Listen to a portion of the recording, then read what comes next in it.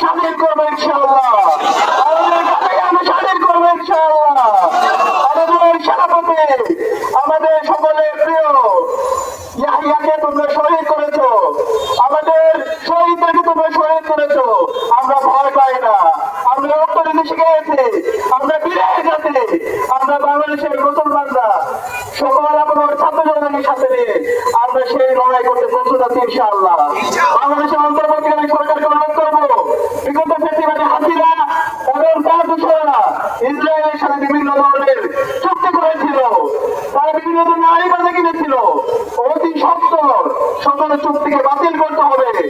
আমাদের ইসরায়েলি যে আমাদের পাসপোর্টের মধ্যে ইসরায়েল যে উল্লেখ ছিল সেটি আবার উল্লেখ করতে হবে।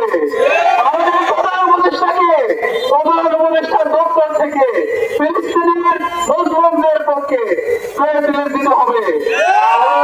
আমরা বলতে চাই সারা বিশ্বের মুসলমানদেরকে, আরো বিশ্বকে, আপনারা মুসলমানদের রক্ত তুলে সহ্য করে আসেন, কিভাবে সহ্য করছেন, অতি শীঘ্রই সবাই একত্রিত হন। ফিলিস্তিন প্রশ্ন আমরা সবাই ঐক্যবদ্ধ লড়াই করি।